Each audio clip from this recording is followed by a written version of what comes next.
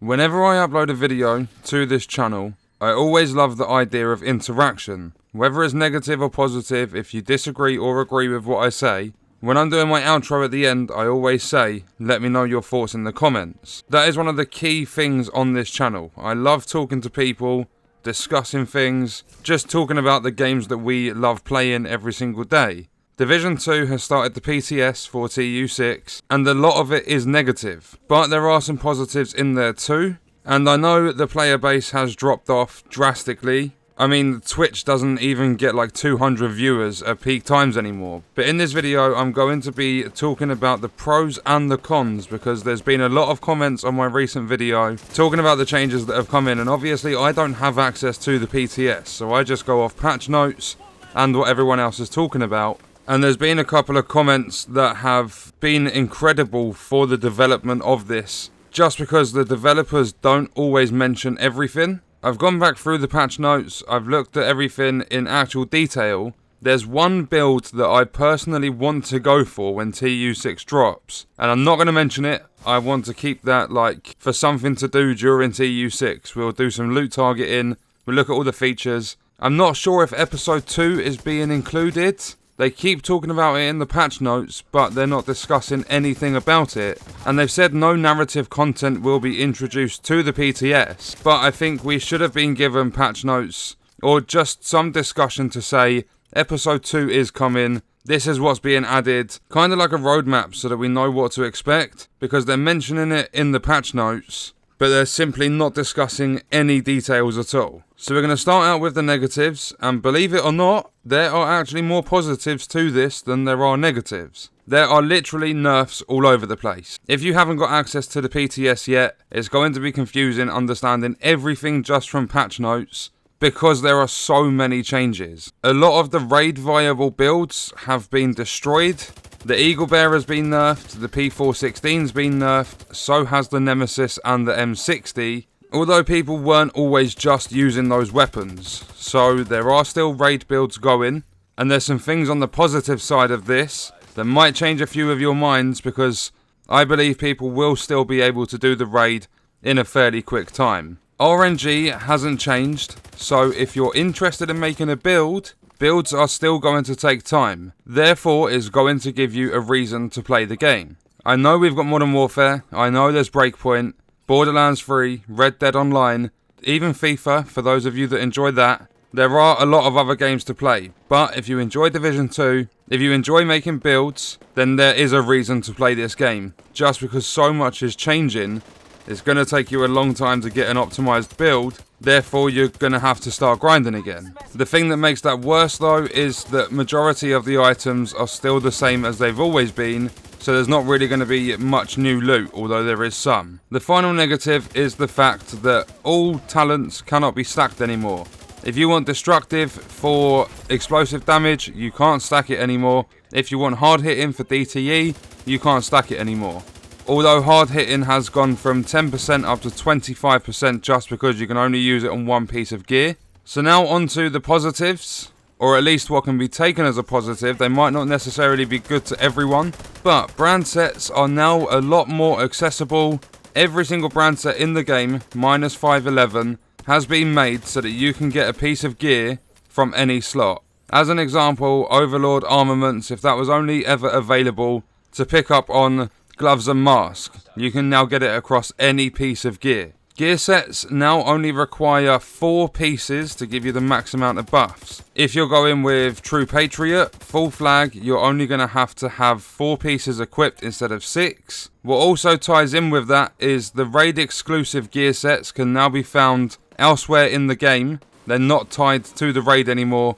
Minus, I think they said the backpack and the chest, because them 2 pieces can now roll with talents. They're still going to be locked up behind the raid. But the other 4 slots will be available to pick up, so you can even get the max amount of buffs without needing to go into the raid. So you can set yourself up with aces and 8s, even if you've never touched the raid. Loot targeting is going to help you find specific pieces of gear. If you need an AR, then there will be a mission and there's going to be a 1-day rotation. So every single day it's going to rotate round. So if you're looking for that AR, You'll only be grinding the same mission for one day. The next day it'll be somewhere else. It switches up what you're doing on a daily basis. It stops you having to rinse and repeat the same thing over and over again. This one is from the comments. I'm not sure if this is 100% accurate, but there's no reason for me not to believe the person that left the comment. And if this is the case, this is game changing. Someone left me a comment and said that they found a mask on the PTS that had a 56% damage to elite stat. For those of you familiar with the game, you'll already know. The max roll on a mask used to be, I think it was 51 or 53%. If it was a gear set mask, it would be 55 or something like that. There's a spreadsheet. I'll leave that linked in the description with both sets of the patch notes. But if they have buffed some of the attributes, that's going to make building fairly decent again. I don't necessarily think it's going to be so bad, because with the ability to only get 25% hard hitting across your build, that's 25%. If you're lucky enough to get a mask that has 56%, for example, that instantly puts your DTE up to 81%. Then if you can get added from weapon mods or gear mods or anything like that, if there's other ways you can boost the DTE, even a couple of percent through a couple of different items, you could potentially still have like 90 to 100% DTE. So it's not drastically been lowered. I mean, we're losing 35% that you could get on your build, like through gear, through the hard hitting talent. But there were players that had 104% DTE, 105% DTE before these changes are coming into play. So therefore, if you take the 35% off that we were able to stack beforehand, you're still sitting at 70%. So the raid is still going to be doable. You're just going to have to get a good build together, find your team, go in, smash the 4 bosses. And it's not necessarily bad at all losing that 35% DTE from hard hitting.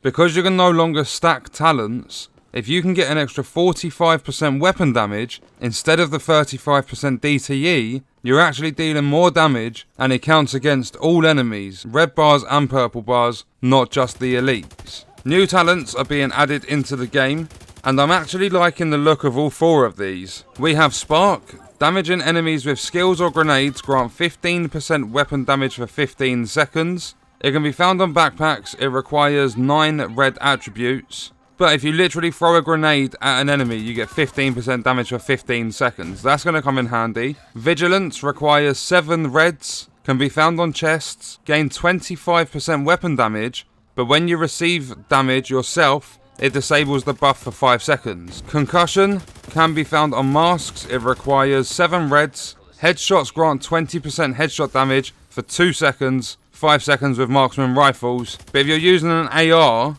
and you're constantly aiming for the head getting headshots, you're going to have boosted damage the whole time. I don't know if there's a stack on that talent itself, like if you get 5 headshots in a row you get 10 seconds, although 2 seconds is fairly quick, so if you're using a single shot rifle, you're probably going to land every 2 shots or so will give you that headshot damage boost. Then the 4th is Composure. It requires 11 reds, so you've got to be fairly highly spec'd into the red side of things, the DPS and weapon damage. But while you're in cover, they can be found on knee pads by the way, while you're in cover, it grants 10% total weapon damage. So you literally sit in cover, you've got 11 reds on your build, you've got an extra 10% weapon damage. Named weapons with unique and improved stats are being added to the game. I believe there's 35 of them or something like that. So if you have a P416, you go and get the named variant of it. And that P416 come with, let's say it's got 20% reload speed. Then the unique talent on the named one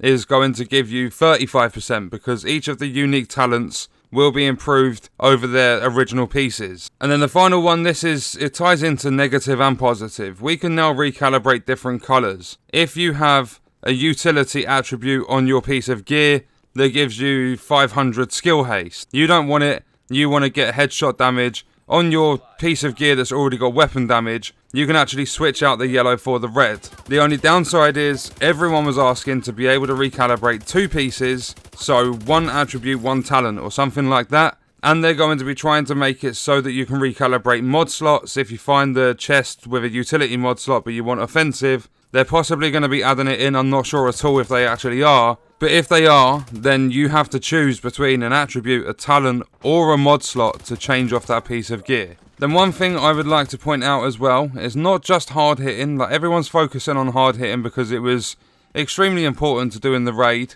If you were looking through LFG on Xbox, everyone would be demanding 70+% DTE or you're not going in their raid group. But hard hitting went from 10% up to 25%. Devastating. I don't think you've ever really been able to stack it too much. You could probably have it on maybe 2 or 3 pieces of gear or something like that. But I only ever really used it on 1 piece. And that was normally if I could get it on my gloves. That's gone from 5% up to 10%. So if you literally have devastating, hard hitting, and a few other talents on your build, you can be pushing for a lot of weapon damage. So builds could essentially actually be more powerful than they've ever been. It just depends on how you build and exactly how this stuff works. I mean, there's a lot of people that can play the PTS. I believe it's ending on the 1st of October or something like that, so it's going to be up for a week or so. But just the fact that PTS has been out for around a week or so now, and someone has found the 56% DCE boost on a mask, they could have done something to the RNG, because that is a very, very high stat. People were never really finding high stats, and I don't want it to be the case of the PTS has better RNG, but if that's the case and someone can find something with, I'd pretty much say that's a god roll. If someone can find that on the PTS, then who knows what we're going to find when we actually get access to TU6 across the board. But I have been rambling on for a while. As always, I'd like you to let me know your thoughts and stuff in the comments. I know a lot of people have said they haven't played the game for a month or 2 now. They're not interested anymore. That's why I'm brutally honest. I put out my opinions. The first, initial thoughts and stuff might be negative, but if I go back and have another look, it could all change. And I'm not being completely positive about this. I do still think there are a lot of negatives. Also, the bugs, there's still the potential for there to be so many bugs, and some of them could come into the game that are game breaking, literally to the point where you can't play. So from now, it's just seeing if there's extra waves, covering patch notes, seeing changes and things coming to the PTS, and literally just waiting for TU6 to drop, testing it out, going through some builds. Then we'll have a solid opinion and our minds fully made up when that is available for everyone to play. So it's the end of the video, and I hope you guys enjoyed it. Thank you for watching.